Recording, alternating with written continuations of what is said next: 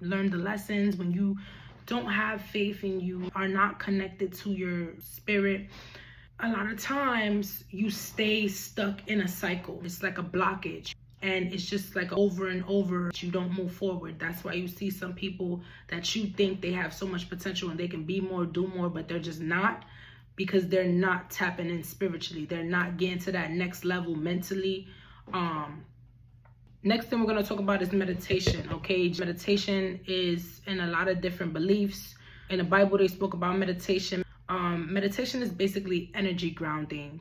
In a day, we interact with about 100 people, even more, mixing and mingling with their energies. And if we don't do things to release those energies and ground ourselves, then we can be affected by it.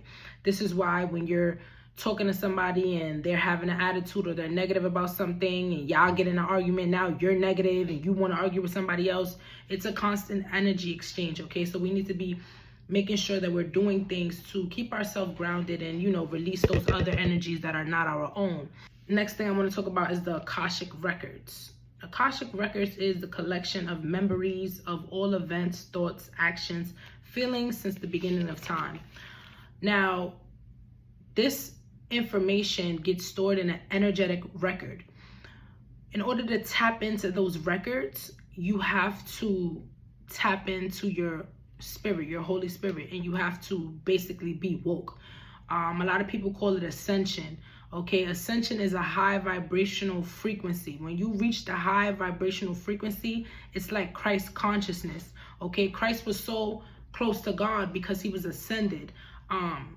And right now, if anybody knows why I'm doing this right now, drop it below in the comments. Y'all know what's going on. But yeah, in order for you to tap into those records, you have to ascend. You have to reach that high vibrational consciousness.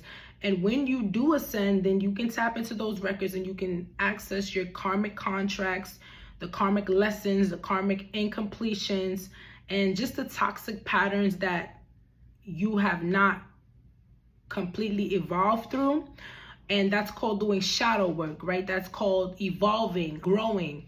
When you tap into these records, you start to notice certain patterns, right? You start to notice karmic lessons and karmic contracts. The karmic contracts, what that is like relationships you have with people, right? And you notice certain cycles that you go through in certain relationships.